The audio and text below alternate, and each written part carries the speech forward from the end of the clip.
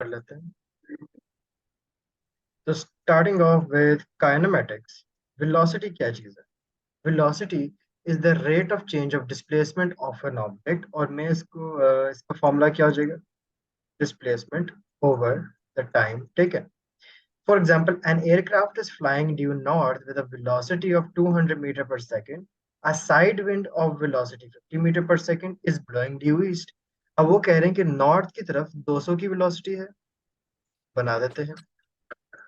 और फिर वो कह रहा है कि साइड विंड वेलोसिटी जो 50 है, अब 50 में इधर ड्रॉ करूं या इधर ड्रॉ करूं towards east? Head to tail rule के हिसाब से मैंने इस हेड के साथ अगले की टेल बनानी है, गॉट इट? जो कि है 50। मतलब कि जो मेरी रिजल्टेंट वेलोसिटी हो जाएगी वो ये वाली होगी। समझ आ रही है? This would be my resultant velocity. So what are you following over here? Basically आप जो फॉलो करने वाले हो वो होगा आपका head to tail rule. Question था कि an aircraft is flying due north with a velocity of 200, और एक साइड विंड ईस्ट की डायरेक्शन में वेलोसिटी ऑफ 50 ब्लो हुई है। तो एयरक्राफ्ट की रिजल्टेंट वेलोसिटी क्या है, आपने उसकी मैग्नीट्यूड और direction. Here the two velocities are 90 degrees and a sketch diagram और पाइथागोरस थ्योरम के साथ से हम इस प्रॉब्लम को सॉल्व कर सकते हैं. फॉर एग्जांपल, एक फोर्स आपने बनाई नॉर्थ पे, और उसी के हेड के साथ आपने वो 50 मीटर पर सेकंड की फोर्स ईस्ट डायरेक्शन के अंदर ब्लो कर दी है. ये नॉर्थ में आपने 200 मीटर पर सेकंड दिखा दी, और उधर से आपने उसकी हेड से कनेक्ट कर दी इस वाली की tail which was towards the east. तो आपकी जो रिजल्टेंट वेलोसिटी हो जाएगी वो ये वाली हो जाएगी, जिसको आप पाइथागोरस थ्योरम से सॉल्व भी कर सकते हो. What is the Pythagoras theorem?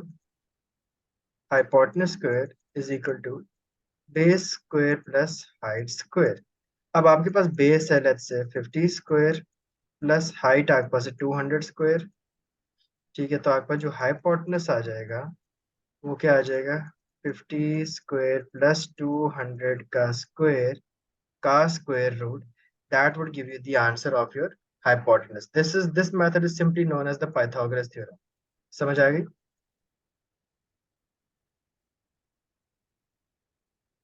जी ना, तो स्टेप नंबर 2 क्या था? आपने एक वेक्टर ट्राइंगल बनाया, और आपको पता है कि सेकंड वेक्टर कहाँ से स्टार्ट होगा, जहां पे पहला वाला एंड हुआ है, जो कि आपने यहाँ इस फिगर में भी देख लिया है. स्टेप 3 क्या है? Join the start and end points to complete the triangle. और स्टेप 4 क्या है कि उसका मैग्नीट्यूड कैलकुलेट करें. और उस तरह आपने हाइपोटेनस वाले तरीके से आप पाइथागोरस थ्योरम को यूज करके you can easily calculate the hypotenuse, और वो हाइपोटेनस बेसिकली आपकी रिजल्टेंट वेलोसिटी ही है. That is your resultant velocity. Step number 5 है फिर कैलकुलेट द एंगल थीटा. अब थीटा के लिए हमारे पास बड़े फॉर्मूला होते हैं. ठीक है, एक आपने पढ़ा हुआ है जी, sine theta over perpendicular over height. एक आपने मैथ्स में पढ़ा हुआ है cos theta is equal to base over height. ठीक है, और एक आपने पढ़ा हुआ है tan theta over perpendicular over base. ठीक है, अब आप इनमें से कौन सा तरीका लगाएंगे? अब आपके पास तो तीनों साइड्स हैं. ठीक है, आपके पास हाइपोटेनस भी है, बेस भी है, और परपेंडिकुलर भी. हाइपोटेनस, बेस, परपेंडिकुलर, आपको तीनों चीजें जब प्रेजेंट है तो इट्स कम्प्लीटली योर चॉइस कि आप कौन सी वाली यूज करना चाहते हैं. लेट्स से अगर मैं tan यूज करता हूँ टू फाइंड द एंगल, तो tan के लिए पहले मैं लूंगा परपेंडिकुलर ओवर बेस. तो परपेंडिकुलर ओवर बेस करके आपके पास आंसर आ गया 0.25. 0.25 का आप tan इनवर्स लोगे तो आपके पास ये एंगल आ जाएगा. अगर ये नहीं यूज करना तो कोई और आप हाइपोटेनस यूज कर लें, साइन यूज कर लें, कॉस यूज कर लें. क्योंकि अब तो आपके पास हाइपोटेनस की वैल्यू भी है, राइट? 206 है ना. तो अगर मैं साइन भी यूज करना चाहूँ, sine theta is equal to perpendicular over hypotenuse. अब परपेंडिकुलर जो है वो आपके पास 50 थी, हाइपोटेनस की भी वैल्यू अब मेरे पास है ना 206, तो मैं ये भी यूज कर सकता हूँ. तब भी आपके पास आंसर 14 डिग्री ही आएगा थीटा का. अगर आप कॉस भी यूज करना चाहते हो, cos theta is equal to base over height. अब आपके पास बेस भी थी 200, और हाइपोटेनस अभी आपने कैलकुलेट किया 206. तब भी आप कैलकुलेट करोगे तो आंसर 14 डिग्री ही आपके पास आएगा. समझ आ गई? जी सर। तो next we have accelerated motion. क्या होता है? हमें पता है कि what is acceleration. It is the rate of change of velocity. Average acceleration क्या हो जाएगी, change in velocity over the time taken. मतलब कि अब आपके पास ये चार इक्वेशंस हैं जो आपने याद रखनी है। We also call these the equations of motion. The four equations of equation of motion. Motions, ये चारों आपने याद रखनी है। v is equal to u plus a, फिर s is equal to u plus v by two into t, फिर s is equal to u t plus half a t square, और फिर चौथी क्या है, v square is equal to two a S. ये three और four सबसे commonly आपके पास सबसे जरूरी है, क्योंकि हर जगह तकरीबन लग जाती है। ये वहां लग जाएगी जहां आपके पास टाइम नहीं होगा। क्या चीज? इक्वेशन ऑफ मोशन तीन नहीं होती? तीन होती हैं। बेशक टू वाली ना याद करें, क्योंकि टू और ये थ्री एक ही जगह पे, क्योंकि दोनों की क्वांटिटी सेम है। ठीक है, दोनों में टाइम आ रहा है, सब कुछ आ रहा है, तो आप बेशक टू वाली ना पढ़े, वन थ्री और फोर पढ़ लें। ठीक है, फर्क नहीं पड़ेगा उससे। फिर हमें ये पता है कि जो वेलोसिटी टाइम ग्राफ होता है और डिस्टेंस टाइम ग्राफ होता है, उनमें क्या चीजें आपको पता होनी चाहिए। पहले बताता हूँ वेलोसिटी टाइम ग्राफ का, और फिर बताता हूँ डिस्टेंस टाइम ग्राफ का। ठीक है, when I talk about a distance velocity time graph, उसका जो ग्रेडियंट होता है वो आपको बताएगा एक्सेलरेशन, और उसका जो एरिया अंडर द ग्राफ होगा वो आपको बताएगा डिस्टेंस या डिस्प्लेसमेंट। जबकि डिस्टेंस टाइम ग्राफ जो होता है उसका आपको जो ग्रेडियंट है वो आपको बताएगा कि इसकी वेलोसिटी कितनी है। This these are the two things that you need to know about your velocity time graph and distance time graph. So velocity time graph in figure 2.1, it shows a non-uniform acceleration with a decreasing gradient, and the acceleration at any instant in time is given by the gradient of the velocity calculated by this. अब इसको हम कहते हैं non uniform acceleration, क्योंकि overall एक बात तो पक्की है, जहां पे आपका स्पीड चेंज हो रही होगी, ठीक है, स्पीड चेंज, लेट्स से मैं आपसे कहता हूँ कि मेरे पास बहुत से कुछ केसेस है। एक केस ये है कि स्पीड चेंज नहीं हो रही है, one one one one one की वन ही है। ठीक है, फिर एक केस आता है कि आपके पास स्पीड चेंज हो रही है,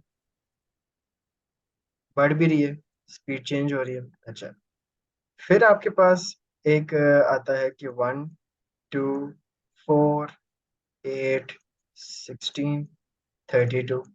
फिर एक आता है 32 16 8 4 2 1। अब इन सबको डिस्कस करते हैं। पहले वाले के अंदर तो आपके पास पहली बात तो वेलोसिटी जो है वो कांस्टेंट है, मतलब कि एक्सेलरेशन जीरो होगी, because there is no change in velocity. पहले वाले का तो ये हो गया। दूसरे वाले की अगर मैं बात करूं, दूसरे में भी you can see that the velocity is increasing but at a constant rate. और अगर कांस्टेंट रेट पे इंक्रीज कर रही है, मतलब कि इसकी जो एक्सेलरेशन है वो कांस्टेंट है। बेसिक वेलोसिटी इंक्रीज करी बट एक्सेलरेशन इज कांस्टेंट। कैसे मुझे पता है एक्सेलरेशन इज कांस्टेंट? क्योंकि हर सेकंड बाद एक एक का चेंज आ रहा है। इस ऑब्जेक्ट की जो एक्सेलरेशन वो क्या है, 1 मीटर पर सेकेंड, 1 मीटर पर सेकेंड, 1 मीटर पर सेकेंड, हर पॉइंट पे आपके पास 1 मीटर पर सेकेंड की ही एक्सेलरेशन आ रही है, क्योंकि हर सेकंड बाद जो स्पीड है वो 1 मीटर पर सेकेंड के हिसाब से बढ़ रही है। तीसरे को देखें तो यहाँ आपके पास क्या हो रहा है, फर्स्टली यू कैन सी कि आपकी वेलोसिटी भी बढ़ रही है इस केस में, और एक्सेलरेशन भी बढ़ रही है। क्यों? यहाँ पे दो का फर्क आया, चार का, फिर चार का, फिर आठ का, फिर 16 का। मतलब कि हर थोड़ी देर बाद एक्सेलरेशन भी इंक्रीज कर रही है।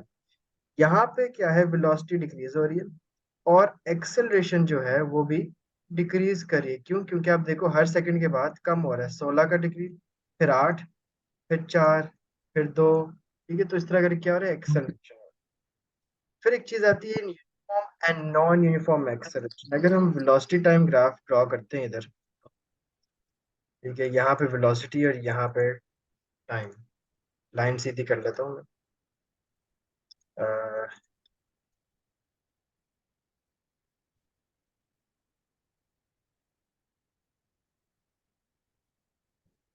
ये आपके पास, ओके, ये हमने एक लाइन बना ली। अब आपको ये पता है कि ये वेलोसिटी है और ये जो चीज़ है ये आपके पास टाइम है। अब इस वेलोसिटी टाइम ग्राफ के अंदर इस लाइन का क्या मतलब होता है? इस लाइन का मतलब होता है that velocity is constant and acceleration is zero. ठीक है। अच्छा, अगर मैं कहूँ कि अब मेरे पास एक और लाइन है, दिस वन, स्ट्रेट लाइन, ठीक है, इसका क्या मतलब होगा? This would mean that velocity is increasing, but जो एक्सेलरेशन है वो क्या है? कांस्टेंट। ठीक है। अच्छा, अब अगर मेरे पास एक लाइन बनती है समथिंग लाइक इस तरह करके, और ये डिक्रीज हो गई, ठीक है, इस लाइन का क्या मतलब है? इसका मतलब है कि इसकी जो एक्सेलरेशन है वो ओवरऑल नॉन यूनिफॉर्मली डिक्रीज कर रही है। ठीक है। और वेलोसिटी भी जो आपके पास है वो डिक्रीज कर रही है। लेकिन अगर एक और तरीका बनाओ कि मैं इस तरह का बना दूं, इस ग्राफ का क्या मतलब होगा कि इधर जो है एक्सेलरेशन नॉन यूनिफॉर्मली इंक्रीज करे, क्योंकि टेढ़ी है, यूनिफॉर्म तो कहीं से नहीं है। ठीक है, यूनिफॉर्म सिर्फ स्ट्रेट लाइंस होती है, यहाँ पे नॉन यूनिफॉर्मली एक्सेलरेशन इंक्रीज करी और वेलोसिटी भी आपके पास इंक्रीज कर रही है। अच्छा, इसके अलावा अगर मैं एक लाइन ड्रॉ करूं which is something like this, इस लाइन का क्या मतलब होगा? इस लाइन का यहाँ पे मतलब होगा that the object is actually decelerating. Object क्या हो रहा है यहाँ पे? डीसेलरेट, बिल्कुल जा ही ऑपोजिट रहा है। This is known as a decelerating object. अब इसके अंदर भी यूनिफॉर्मली डीसेलरेट भी आ सकता है। यूनिफॉर्मली डीसेलरेट मैंने बना लिया, और इसी के अंदर अब नॉन यूनिफॉर्मली डीसेलरेट क्या होगा कि अगर कोई ऑब्जेक्ट इस तरह करके डीसेलरेट कर रहा है। ग्रीन लाइन पे वेलोसिटी कौन सा? क्या चीज? ग्रीन लाइन पे वेलोसिटी कांस्टेंट इंक्रीज हो रही है हाँ जी, और एक्सेलरेशन कांस्टेंट। एक्सेलरेशन कांस्टेंट का वेलोसिटी मतलब? इंक्रीज कर रही है ना विनी, देखिए ग्रीन लाइन में वेलोसिटी इंक्रीज कर रही है। 10, 20, 30, 40, 50, 60, 70। लेकिन एक्सेलरेशन कांस्टेंट, क्योंकि हर सेकंड के बाद 10-10 का ही फर्क आ रहा है वेलोसिटी में। समझ आई? तो सर ये क्या कहते हैं, जो आपने डिसेलरेट लिखा है यहाँ पे भी तो कांस्टेंट ही है। कहाँ पे? हाँ, यहाँ पे कॉन्स्टेंटली डिसेलरेट हो रहा है, ब्लू वाला ना। ठीक है, वहां पे कांस्टेंट एक्सेलरेट हो रहा है, यहाँ पे कांस्टेंट डिसेलरेट हो रहा हाँ जी, जो येलो वाला है ना, यहाँ पे भी डिसेलरेशन ही हो रही है, लेकिन वो नॉन यूनिफॉर्म है। है जी। समझ आ गई? ओके, आगे जाते हैं, ये मैं भेज दूंगा बाद में, कोई मसला नहीं है। तो अगर आपने वेलोसिटी टाइम ग्राफ से क्या निकालना हो? एक्सेलरेशन। तो हम क्या करते हैं, क्योंकि हमारे पास देखो, अगर तो हमारे पास सीधी लाइन हो तो कोई मसला ही नहीं है। क्यों? सीधी लाइन में क्या है, अगर ये एक सीधी लाइन है, वो ऑलरेडी सीधी है, उसके कोई से दो पॉइंट ले लो और उधर आप एक ग्रेडियंट ट्रायंगल बना लो। इधर दो पॉइंट्स लिखो आप, x1 और y1 के, और इधर भी दो पॉइंट्स लिख दो आप, x2 और y2 के, और आप अपना ग्रेडियंट का फॉर्मूला डाल दें, which is y2 minus y1 over x2 minus x1। ये आप सिंपल फॉर्मूला वहां पे ऐड कर दो। लेकिन अगर आपके पास कर्व लाइन है, आपको एक चीज ड्रॉ करनी पड़ती है which is known as a tangent. अगर मैं आपसे कहूँ कि what is the acceleration as 20 seconds, तो 20 सेकेंड्स के ऊपर एक्सेलरेशन क्या है, तो आपने यहाँ पे एक रफ सा क्या किया, एक टेंजेंट ड्रॉ कर दिया है। ठीक है। और उस टेंजेंट से फिर आपने बेसिकली एक ट्राइंगल निकाला है, क्योंकि it was a curve line. So you have to draw a tangent to the curve at that point, और आपने एक राइट एंगल ट्राइंगल यहाँ पे बनाना है। इसको हम ग्रेडियंट ट्राइंगल भी कहते हैं। अच्छा जी, अब ये क्वेश्चन देखते हैं। A stone is throne horizontally with a velocity of 12 meter per second from the top of a vertical cliff. Calculate how long the stone takes to reach the ground. How long का मतलब हमने time निकालना, ठीक है।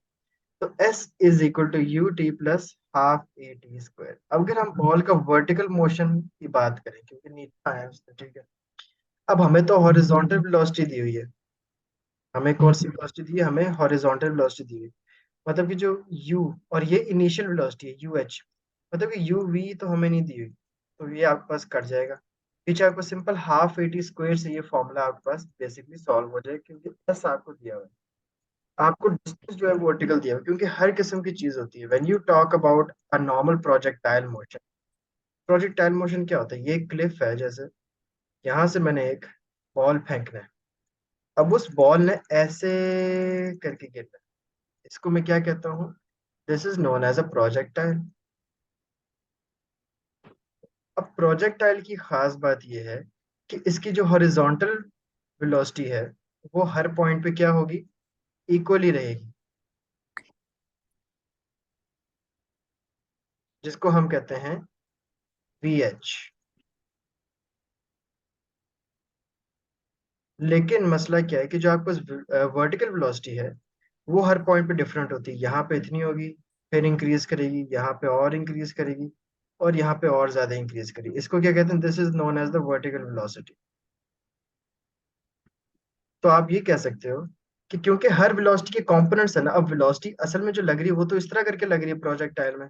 मैंने क्या किया, मैंने उसको एक अपने रफ से कंपोनेंट्स दे दिए, एक इस तरह करके हॉरिजॉन्टल के नाम से, और एक मैंने उसको एक वर्टिकल के नाम से कंपोनेंट्स यहाँ पे दे दिए थे। और मैं अब उन दोनों कंपोनेंट्स को स्टडी कर रहा हूँ बेसिकली, ठीक हो गया। सो फिर इसके अलावा आपको पता होना चाहिए कि प्रोजेक्टाइल मोशन के अंदर एक होता है vertical distance for vertical velocity, और एक होता है horizontal distance for horizontal velocity. जो वर्टिकल डिस्टेंस होता है, जिसको मैं नाम दूंगा डी वर्टिकल का, उसको हम कहते हैं हाइट। और जो हॉरिजॉन्टल डिस्टेंस होता है, जिसको मैं DH कहूंगा, उसको हम कहते हैं रेंज। समझ आइए। ठीक है। और ओवरऑल इस पूरे प्रोजेक्टाइल का एक ना एक टाइम भी होगा, which we call as the time of the projectile motion, जो कि आप मोस्टली वर्टिकल वेलोसिटी और हाइट को यूज करके निकालते हैं, क्योंकि हॉरिजॉन्टल वेलोसिटी तो चेंज होती ही नहीं है, ठीक है। ये आपके पास यहाँ पे, अगर मैं इस पॉइंट की बात करूँ, यहाँ पे कोई ना कोई इनिशियल हॉरिजॉन्टली लगाई होगी ना। अगर आपने बॉल दूर फेंकना होता है, आपकी ये कोशिश तो नहीं होती कि आपका बॉल नीचे गिरे। जब आप गन फायर करते हैं, जब आप बुलेट फायर करते हो गन से, आपकी ये नियत तो नहीं होती कि मेरी बुलेट नीचे गिरे। आप तो अपनी तरफ से सीधा फायर करते हो, लेकिन उसने कहीं जाके तो प्रोजेक्टाइल के थ्रू नीचे गिरना है ना। तो आपकी जो हॉरिजॉन्टल वेलोसिटी है वो आपके पास इनिशियल लगती है, मतलब कि इनिशियल वर्टिकल हमेशा जीरो होती है। Initial vertical velocity would always be what, zero, क्योंकि आपकी नियत थी ही नहीं कभी बॉल नीचे फेंकना। आपने हमेशा इनिशियल हॉरिजॉन्टल वेलोसिटी ही लगाई है। समझ आइए।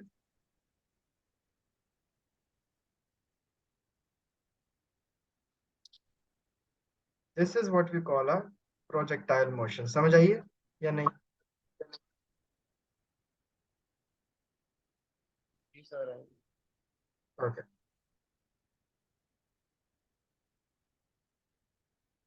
तो आपने यहाँ पे इजीली वो टाइम भी निकाल लिया था। सही है, इसको आगे देख लेते हैं। सो यू नो कि वर्टिकली अगर हम इस पूरे जर्नी को स्टडी करें तो हॉरिजॉन्टल वेलोसिटी आपने 12 की लगाई, वर्टिकल 12 की, एक्सेलरेशन 0 थी। लेकिन वर्टिकली अगर आप देखो तो वर्टिकली तो आपका वेलोसिटी लगाते ही नहीं है, ठीक है, क्योंकि वर्टिकल के लिए आपको डिस्टेंस भी लग चाहिए और हॉरिजॉन्टल के लिए भी आपको अलग डिस्टेंस चाहिए होता है। एक वीडियो देखते हैं, let me show you something.